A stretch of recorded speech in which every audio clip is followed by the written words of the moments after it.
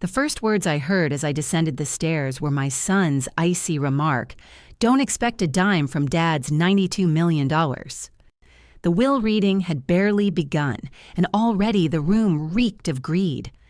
My grandson Jake turned sheet white when the lawyer mentioned my name. "She's still alive," he blurted, flashing a nervous grin. "Someone check her pulse before we continue." I tightened my grip on the banister, the same one my husband Robert had sanded and stained with his own hands, and watched as my family transformed our home into a flea market. Neon sticky notes appeared like fungus on the antique clock, the Chesterfield sofa, even the china cabinet, where our wedding dishes sat untouched for decades. "This one's mine," Jake declared, slapping a sticker on a Tiffany lamp. His sister Emily aimed her phone at the walls, murmuring about open-concept living and Scandinavian minimalism. No one noticed me standing there in my funeral black, the scent of Robert's roses still clinging to my sleeves. My daughter-in-law Karen floated in with champagne flutes. "To Dad's legacy," she trilled. Someone snorted. "And to outliving the relics." The laughter that followed was sharper than the broken broom handle digging into my back. They'd swapped my dining chair for a folding one. "You'll be cozier in the mudroom," Karen said, steering me past a pyramid of designer shopping bags. I ate cold chicken off a paper plate beside a leaking mop bucket, listening to Emily debate whether my parlor would make a better yoga studio or Instagrammable coffee nook. Then came the kicker. Grandpa swore she'd croak first. Jake chuckled. Turns out even geniuses make mistakes. That's when I saw it, the vintage baseball glove tucked behind the umbrella stand. Robert's prized possession, the one he'd used to teach Jake to catch in this very hallway. The boy who'd called me half-dead now had his fingerprints all over a memory he'd clearly forgotten.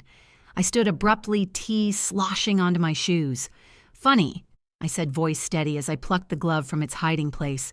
"Your grandfather built his empire selling these after the '89 World Series, paid for your father's Yale tuition with baseball leather." The room froze. But by all means. I continued tossing the glove onto the sticker-covered sideboard. Turn his home into a spa, just know. I met Jake's widening eyes. Ghosts don't leave just because you repaint.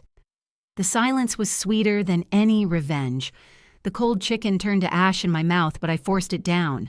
Let them think I was defeated. My fingers brushed against the folded bank memorandum in my sweater pocket, crisp, legal, and utterly damning. 15 years ago, when the family business teetered on collapse, I'd sold my mother's emeralds, my wedding bangles, even the brooch Robert had fastened to my dress the night he proposed. Not a soul knew, not even him, not really.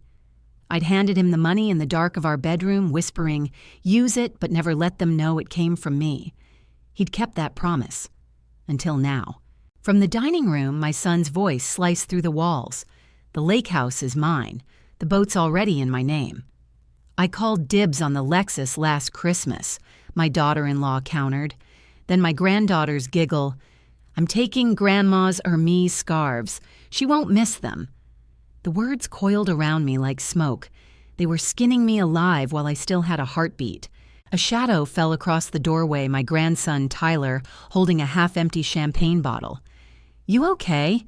he asked, not unkindly, just absent-mindedly, like he'd pause for a stray cat. "There's water in the garage fridge." He vanished before I could answer.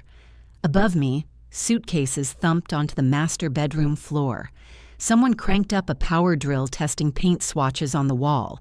Pink, I heard someone say. Maybe lavender. Then a new sound, the creak of the back screen door. My husband's old golden retriever, Duke, limped into the mudroom, his muzzle gray, his hips swaying. They'd forgotten to feed him, too. His wet nose nudged my knee, and for the first time that day, I let myself cry, silent, furious tears dripping into his fur. He licked my fingers, and I remembered Robert had left him to me in the first draft of the will, a detail no one had bothered to check. I stood knees protesting and walked to the hallway mirror. The woman staring back wasn't a ghost. She was steel. The hum of the lawyer's arriving car drifted through the window. Let them keep their champagne toasts and their sticky note conquests. Let them forget the scent of my perfume on Robert's collar the way I'd stayed up tallying ledgers while they slept. The will reading would start soon, and I'd walk in with two things they'd never seen: coming a dog at my heels and a document that proved their empire had my fingerprints all over it. And this time, I wouldn't whisper. The banker's call had come at dawn. Mrs. Whitmore, the liquidity ratios. I didn't need the rest. The numbers were screaming what Robert couldn't. We were drowning. That evening, he stared into the fireplace, jaw clenched.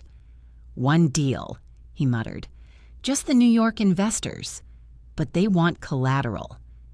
The unspoken truth hung between us. We had none, unless you counted what was hidden in my jewelry box.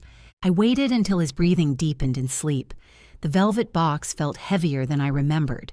My mother's emerald ring, the diamond studs Robert had fastened on our wedding night, the bangles that had chimed as I walked down the aisle, all gone by sunrise. I didn't leave a note when I wired the money, just 3 words scribbled on a bank slip. Use it quickly. The deal closed. The company soared. At the celebratory gala, I watched from a corner as they toasted Robert's genius resilience. No one noticed my bare ears or naked wrists, not even when the Wall Street Journal ran his profile with the headline, "The Man Who Built an Empire Alone." Then came the IPO. I found Robert pacing his office at midnight, surrounded by crumpled drafts. "The market's moved on," he admitted, a rare crack in his armor. That night, I brewed chamomile and dug out my old Mont Blanc, the one I'd used back at McKinsey before Mrs. Whitmore became my only title. By 3 a.m., I drafted a 12-page proposal: supply chain, blockchain integration, demographic pivot strategies, even a mock-up for an AI-driven customer platform. I signed it E.L. James, a joke only I'd get, and mailed it anonymously.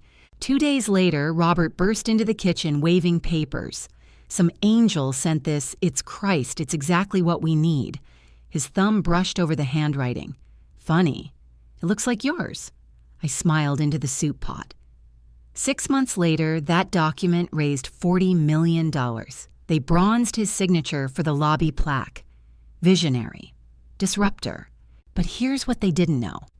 The night before the IPO launch, I'd slipped into the office. While the janitor buffed the floors, I taped one item inside the plaque's casing: the original bank receipt from my jewelry sale, dated and notarized. A time capsule of truth. Now, as the lawyer clears his throat to read the will, I touch my sweater pocket. The dog leans against my leg. Let them hear the legacy they crafted, then they'll hear mine. I had spent a lifetime letting Robert be the hero, the face of our empire, the voice of our legacy. Women are taught to dissolve into the background, to wear sacrifice like a badge of honor. But silence, when stretched too thin, becomes complicity. And now, as they slapped labels on my life like it was a garage sale, I finally understood I hadn't just been erased. I'd handed them the eraser. Upstairs in the back of my closet, beneath the linen no one ever touched, lay a manila folder. Inside the original IPO proposal, ink slightly blurred from my restless fingers that night. Nestled beside it, a patent office letter and a stack of uncashed royalty checks, each one stamped with E.L. James and the date I'd legally claimed what was mine. I'd never needed the money. But now, watching my granddaughter toss my scarves into a box marked "Donate," I needed the reckoning. Then came the final insult. "We've decided," Clarissa announced to the room as if I were heir, "the laundry room will do for now. We'll move the cot in tomorrow." The laundry room. The space where bleach bottles and lost socks went to die. Above me, drawers screeched open, hangers clattered. My perfume, the Chanel No. 5 Robert had bought me in Paris, shattered on the hardwood. No one gasped. No one apologized. Just a dismissive "oops," and the sound of my life being shoved into boxes labeled "old lady junk." That's when I saw it.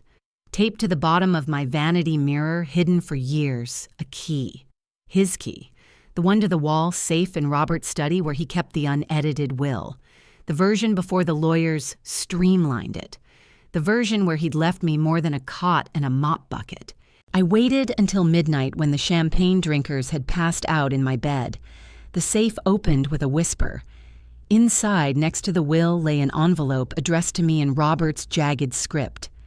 "Margaret," it began, "if you're reading this, I'm gone and they've shown their true colors. Forgive me for all I didn't say. The company, the house, the legacy, it was always ours. Not just mine." The next morning, when the lawyer arrived to read the will, I sat straighter. Duke panted at my feet. The dog they'd forgotten to feed, the safe they'd forgotten to check, and the woman they'd forgotten was alive. "Before we begin," I said, sliding the envelope across the table, "let's talk about ownership." The room went still. For the first time in decades, they looked at me, really looked, and I didn't blink. The neon pink post-it on my grandmother's end table glowed like a wound. "Perfect for the cabin," my grandson declared, as if the house had already been divided in his mind. I watched silent as they tagged my life, the wedding china, the rocking chair where I'd soothed fevers and broken hearts, even the vintage record player that had survived 3 moves and a flood. Each sticker was a burial shroud. Clarissa's smile was surgical. "She doesn't need a room," she announced, "just a bed until she's gone." The casual cruelty hung in the air like smoke. No one flinched, not even when Ethan, barely 16, snickered about redirecting my pension checks. They'd turned my existence into a punchline. The laundry room reeked of neglect. A single bulb flickered over the cot they'd shoved against the wall, its thin mattress stained with God knows what. My suitcase sat beside it like a tombstone. The cracked photo inside our 30th anniversary, Robert's hand on my waist, the roses in full bloom behind us, had been exiled here face down behind a box of stale granola bars, as if erasing the frame could erase the decades. Then I saw it. Tucked beneath the moving blanket, half hidden, Robert's old pocket knife, the one he'd used to carve our initials into the porch rail. The blade was dull now, but the memory was sharp. I could still smell the sawdust, still hear him whisper, "So the house always remembers us." Upstairs, steak sizzled. Wine glugged into glasses. Someone turned up the music to drown out my coughing. I pried open the soup tin with the knife, the metallic screech lost beneath their laughter. But in the silence between songs, a new sound cut through Duke's claws, clicking down the hallway, followed by a thump against my door. When I opened it, he dropped a soggy envelope at my feet.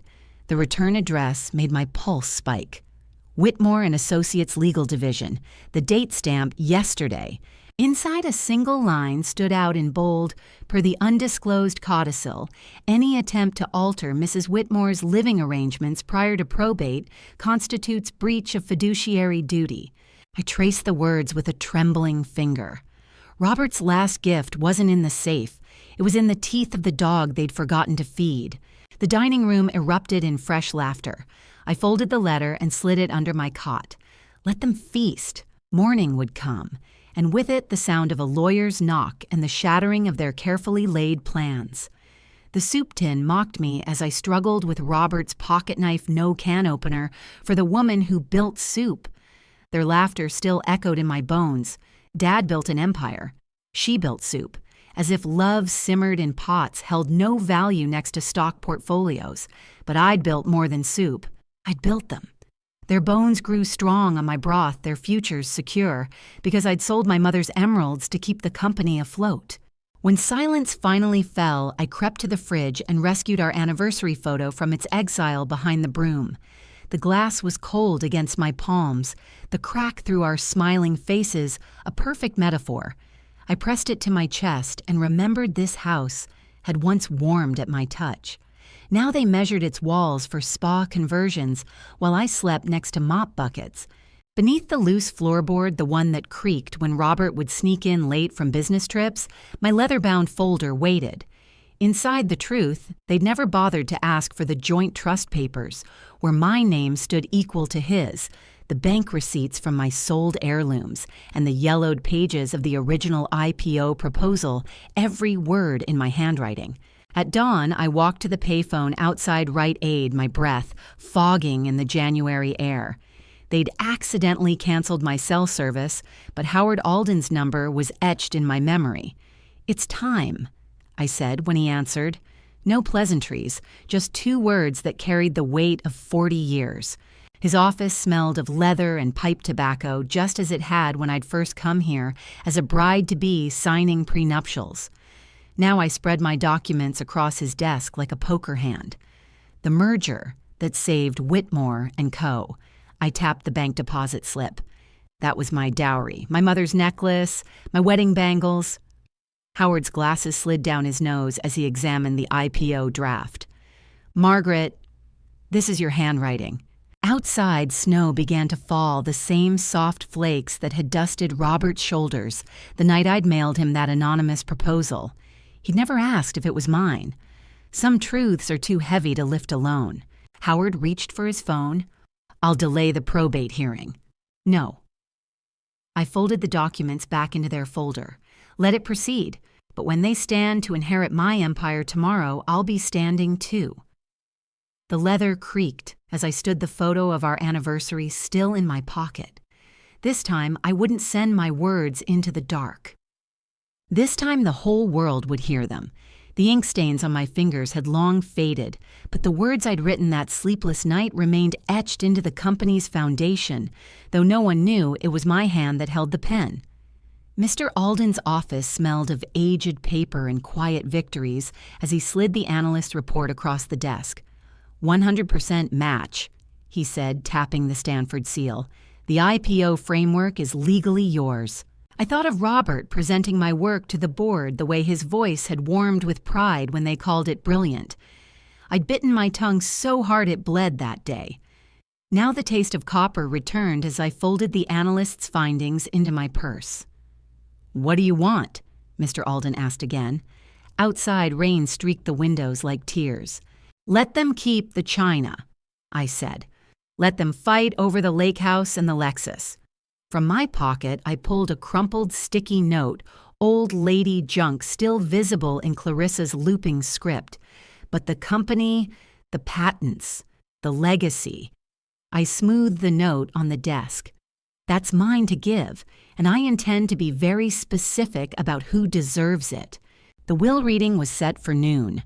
They'd seated me at the far end of the glass conference table, my folding chair squeaking beneath me. Ethan smirked when my tea rattled in its cup.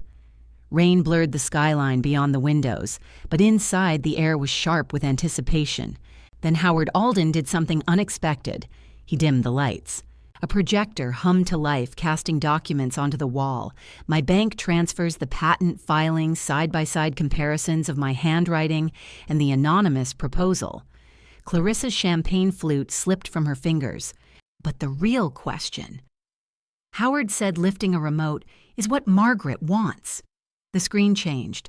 A live video feed appeared the Whitmore Foundation headquarters where every employee stood holding a single sheet of paper. My grandson's face went slack as they flipped them in unison.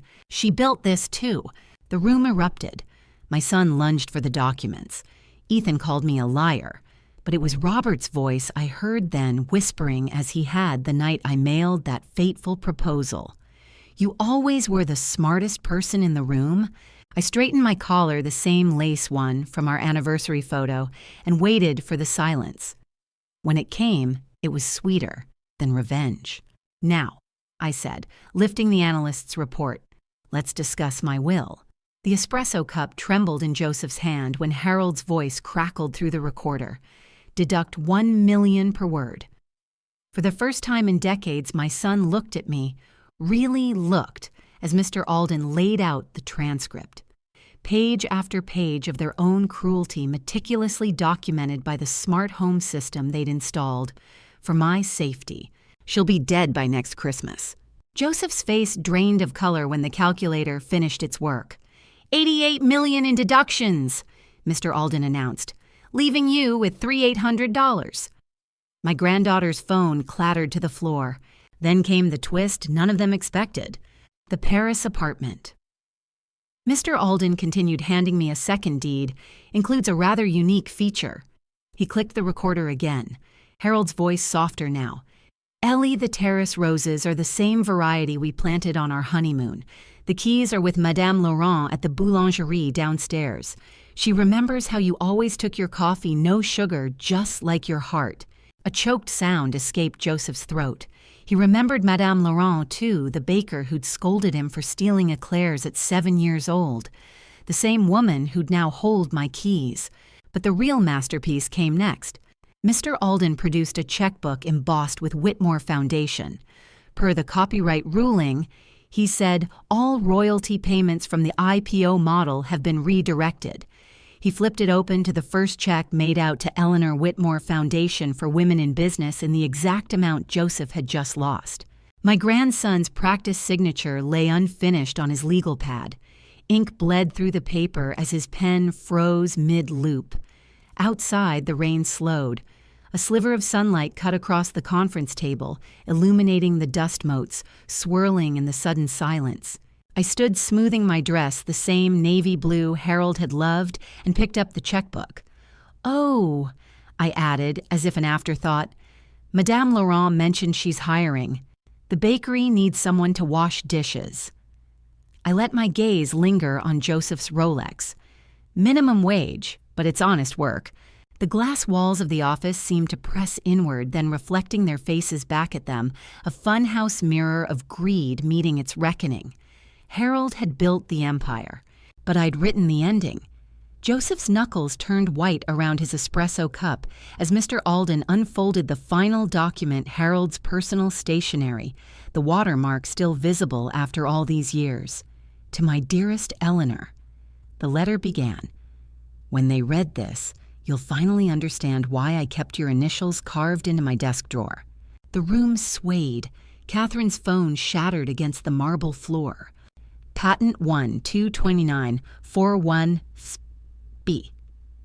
Mr. Alden continued, "Commonly known as the Brightwood model, has generated $9.4 million annually since its filing." He adjusted his glasses. What the family didn't know is that Harold established a separate trust 15 years ago, the Sinclair Fund, where every royalty payment was deposited. A projector screen descended silently. Account statements appeared line by line, 141 million compounded over time, invested in women-led startups, medical research, even a culinary school in Paris, the very city where Harold had first tasted my insignificant soup. Joseph made a sound like a deflating balloon. That money was supposed to be yours. Mr. Alden finished. He tapped the last page. Harold included a clause. Should the family attempt to contest Eleanor's rights, the entire trust converts to a scholarship fund. He turned to me. The first recipient starts at Columbia Business School next fall, a young woman from Ohio who writes proposals anonymously. I stood letting my coat the depressing beige one brush against Joseph's shoulder. Funny, I mused, how soup money can grow when properly seasoned. At the door, I turned back. The projector now displayed a single image. Harold's desk drawer zoomed in on the carving they'd all overlooked, EB plus HB 1987 hidden beneath, where his whiskey glass used to sit. Joseph was crying, not for me, not for Harold, but for the 141 million snapshot fading from the screen. Mr. Alden held out my gloves. "Madame Laurent expects you for tea at 4, he said. "She's kept your favorite macarons in stock all these years." The elevator doors closed on their silence. Outside, the sun broke through the clouds the first time in weeks. I breathed deep. The air smelled like rain, like roses, like revenge, served at precisely the right temperature. The notarized letter trembled in Mr. Alden's hands as Harold's voice seemed to rise from the paper itself. She found the cure before the world knew it was broken. Joseph's chair screeched as he lurched forward his wedding ring, leaving a scratch on the polished table. That's not he wouldn't, but the ledger silenced him. Page after page of royalty payments, each line a verdict, 9.4 million a year every year, piling up like the unwashed dishes they'd left for me. Catherine's manicured finger traced a number, her French tip chipping against the paper. "We vacationed in Bali last summer." Her voice cracked. That was her money. Mr. Alden produced one final document, a photograph of Harold's desk drawer, the carving illuminated by forensic lighting. EB plus HB 1987, the year I'd written my first business plan on a napkin while 8 months pregnant with Joseph. I stood letting my purse, the same tacky one they'd mocked at Thanksgiving, brush against the patent certificate. Funny, I mused, how easily they followed a man who was following me all along. Joseph grabbed my wrist. His grip was sweaty, desperate. "Mom, The grandfather clock in the corner chimed 3 times. The same clock they'd tagged with a neon sticker. The same clock Harold had wound every Sunday whispering, "For you, Ellie," when he thought no one heard. I peeled his fingers away one by one. "The will gave you 48 hours, I said. "I'm giving you 24. The silence that followed was thicker than the soup they'd ridiculed. Then came the sounds, suitcases zipping car doors, slamming Catherine's choked sob as she realized her Park Avenue apartment lease came from the Sinclair Fund. At the door, I turned back. Joseph was on his knees, not to me, but to the ledger spread across the floor, as if the numbers might change if he begged hard enough. His wife screeched about fairness. I adjusted my coat, the same sensible beige they'd called dowdy, and smiled. "Don't forget to water the roses on your way out," I said. "They're patented, too." The Uber to JFK was waiting. Madame Laurent had texted that the macarons were fresh, the bed turned down, and a bottle of Chateau Margaux, Harold's favorite. But my vintage was breathing on the terrace. As the car pulled away, the house shrank in the rearview mirror. Not a tomb anymore, just a building. And me, I was finally going home. The last neon sticker came off the grandfather clock with a satisfying peel. I rolled it between my fingers, "This one's mine," before letting it fall into the trash. The house sighed around me, its bones settling back into place now that the vultures had flown. In the dining room, moonlight pooled on the piano keys where Harold used to play Moon River after midnight. A single orange sticker still clung to the lid. I traced the initials beneath it, HB carved with his pocket knife the day we bought it. "This one," I whispered, "was always ours." Outside, the pomegranate tree stood sentinel, its gnarled branches scratching at the sky.